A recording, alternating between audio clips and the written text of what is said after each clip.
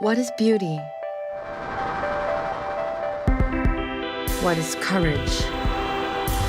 What gives one strength to inspire? Let's talk Women Talk. Pinkie is one of many young Cambodian patriots working tirelessly to further the country.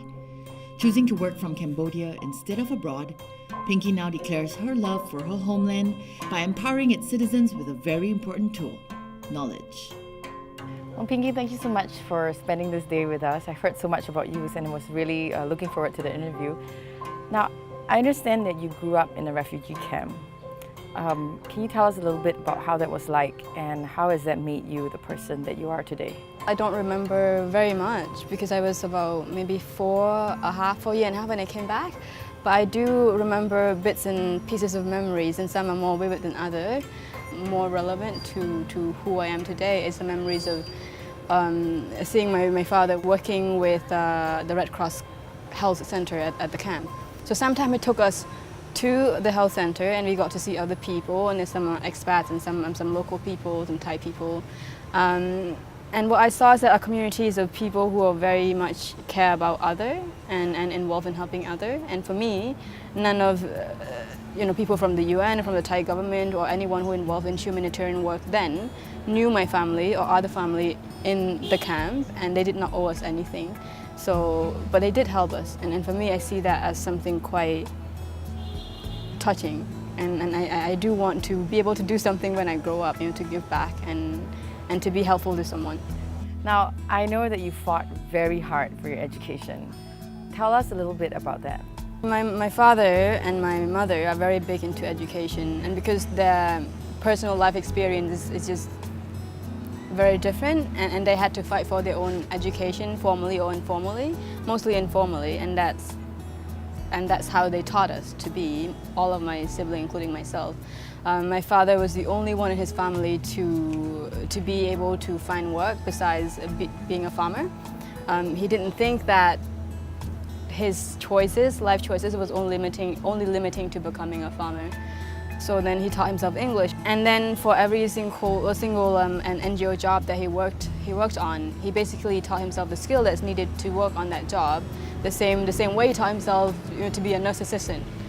And my mother, on the other hand, was very strong and rebellious and feisty, and she was a part of this quite influential and big and well-off family before the genocide. But then they didn't want her to go to school. She attended school for a few days, and then they took her back. But she would try to sneak in a book into the kitchen every time and taught herself to read. She doesn't know how to write, but she can read, and she's probably one of the few older women that read a lot that I know. So then her idea was that she would do everything in her power to make sure that her children have education, especially her daughter, so that they'll have choices, so that they'll be independent, so that they can be the master of their own mind. Now, how do you end up going overseas to study? How did that happen? My plan was to finish high school, try to get some really good grades so that I can apply for a scholarship to study here in Phnom Penh. But then this one day, our school headmaster came in with some papers and advertisement for the United World College Scholarship. And he wasn't really sure what that scholarship entailed either. He just said, oh, someone passed the paper over, you guys should look at it and apply. I did then got the scholarship and then another one later. Now we have a question from one of our viewers, Monisa Sharma, and she asks you, what was it like being overseas or working overseas that made you want to come back to Cambodia, and how is working from within different? And I went to interview for a research assistant position, but during the interview I realized that I was still thinking of all these issues and policy in terms of Cambodia. I came from a Cambodian perspective, and for them they were looking at it from a US perspective. And for me it was kind of a alarm bell that goes off and say, Pinkie, what are you doing? Why are you doing this? And are you sure this is the best time to spend your next couple of months and then maybe a year doing? And the answer was pretty much clearly no. Once I came back and worked, I realized that for someone who works in Cambodia, the difference between working in Cambodia and working overseas is that you create different kind of communities. And for ODC, if you're working overseas, you're pretty much connected with people who might share your interests professionally and your passion, But it's the people element that's important. And here, you're not only working, and for me, I'm not only working and to do things that I like and that I want, but I'm also connected with other young Cambodian professionals who share very similar interests and passion and issues, and who's able to share their experience with me and my experience with them. So this ideas of building a community and learning from each other, and also these issues of strengthening the capacity building is very important. You work for an organization called Open Development Cambodia. Tell us a little bit about your work with them and what does it entail and why is this important? It's sort of a cutting edge between an open data platform and a data journalism platform. The only difference is that we don't make commentaries, we don't draw conclusions. We leave that to the user, to our reader, to draw conclusion.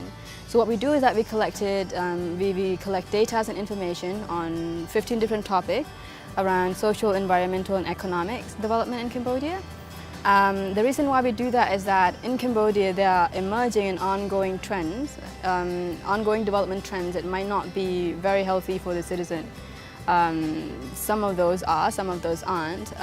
The idea is that how do we move information and data into the public domain so that people can get access to this information and make better decisions about what they do in terms of development, and hopefully that will influence better decision making and governance as well. I see social media as a democratized tool for people to voice their opinions and concerns. And in a country where media is still quite limiting and traditional media only do certain parts of what it's supposed to do, then social media combined together with journalism would be a great way of getting the information out and trying to get people interacted with the thought process and dealing with some research questions and so on. What is your hope for Cambodia? Well, at least in the next 5 years. I do hope that education system will improve because I'm quite a big believer in how education gives people freedoms and empowerment. And it's a very big topic because it has to do with human resource and capacity development and so on. And with better people, I think we can just make things much easier. So one hope is that the education sector will be better, will be more improved.